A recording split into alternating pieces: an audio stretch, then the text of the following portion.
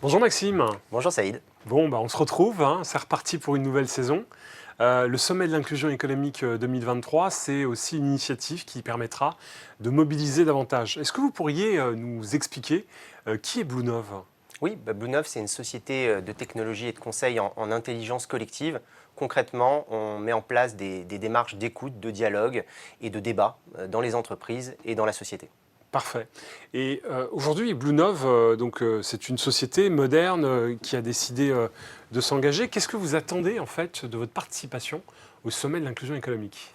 Notre participation s'inscrit dans la continuité de l'année dernière. On avait organisé une grande consultation citoyenne sur l'inclusion économique. Et cette fois-ci, on va encore donner la parole aux acteurs de l'inclusion économique pour imaginer des futurs positifs en 2035 sur l'égalité des chances réelles dans notre pays. Donc une contribution constructive pour pouvoir justement imaginer le futur sur ces questions. Nous, on croit à l'intelligence collective, à l'action collective.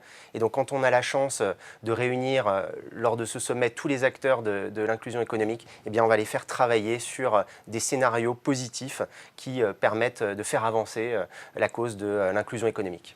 Alors Maxime, au sein de BlueNov, qu'est-ce que vous mettez en place comme action concrète pour avancer sur ces questions-là? Alors, je vais en prendre une concrète. On a un partenariat depuis de nombreuses années avec une association qui s'appelle Permis de vivre la ville, qui porte un chantier d'insertion.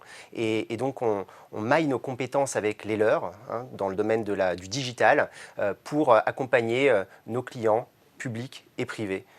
Donc cette association auprès de laquelle vous êtes engagé vous permet en fait de mieux travailler en interne, c'est ce que vous exprimiez?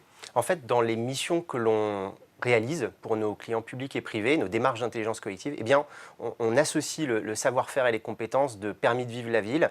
Ils ont des compétences en audiovisuel, en digital, en photographie, pour pouvoir créer des expériences immersives et plus engageantes en matière d'intelligence collective. Donc c'est un partenariat gagnant-gagnant. Absolument. Écoutez, merci beaucoup Maxime. Merci Saïd. Et puis on vous donne rendez-vous le 28 novembre prochain. Rendez-vous le 28 novembre.